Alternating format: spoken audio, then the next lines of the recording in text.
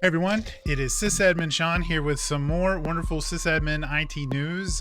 Today we're going to be talking about AI a little bit more, and as you can see right here on the screen, the first thing we're going to discuss is the godfather of AI quits Google with regrets and fears about his life's work.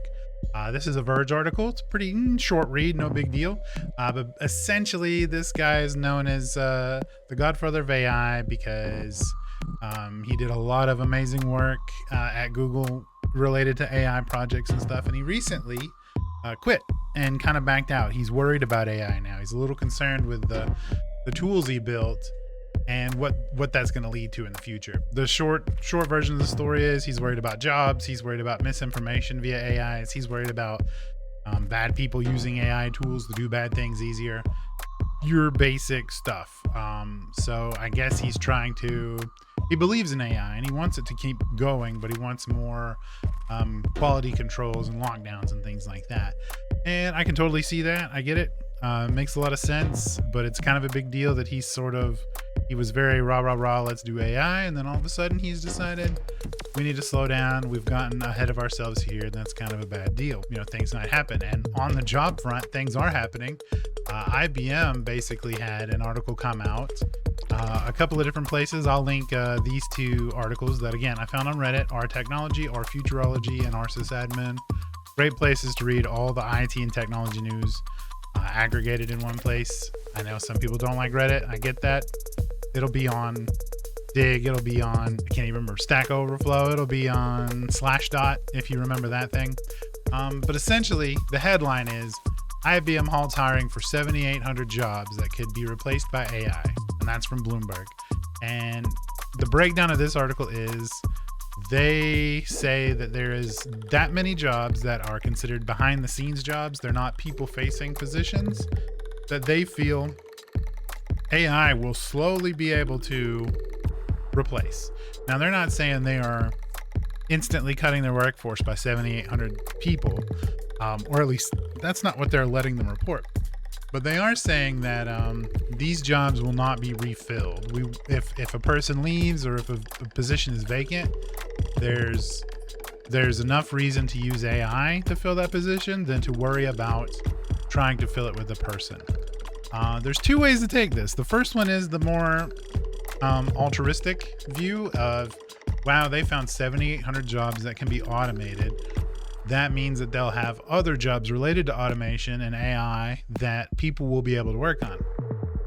Or there's the more realistic, to me, idea, and that is IBM needs to make cutbacks, and they're using AI to make those cutbacks without saying they're laying a bunch of people off. That seems to be the play here lately, is that a lot of companies can go, well, thanks to AI, we were able to minimize our workforce by so many %, things like that.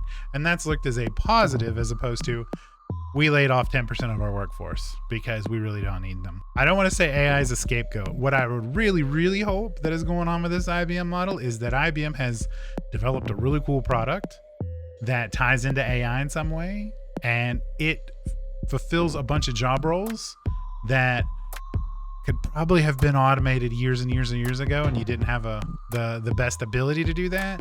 IBM's going to sell you the tool that really makes that automation happen. I don't think that's what's happening here either.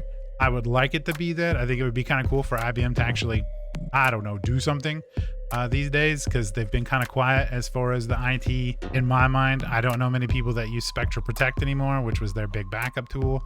I don't know that many people that use mainframes anymore, though they do still exist. I don't know many people that buy IBM servers anymore, though they do still make them.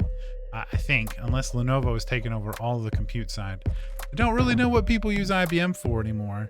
So I feel like part of this is to just get their name back in the news for some reason, so we'll talk about them. And that's exactly what we did. So yeah, let me know what you think in the comments about AI taking your job, or is AI a really dangerous tool? Is it a really helpful tool? Where are the dangers you see?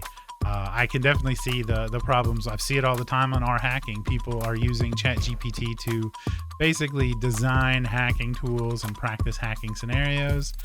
So it's not too far-fetched that they could probably move that forward a bit more. AI is going to replace some jobs. I mean, that's kind of the goal we really want if you think about it as a society. We don't want everyone working.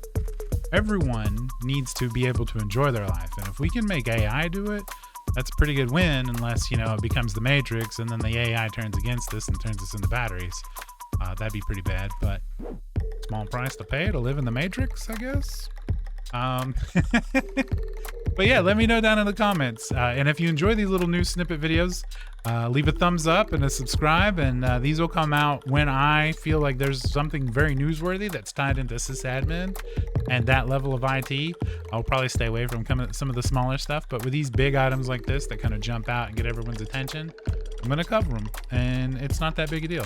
So thanks for tuning in, and we'll see you in the next one.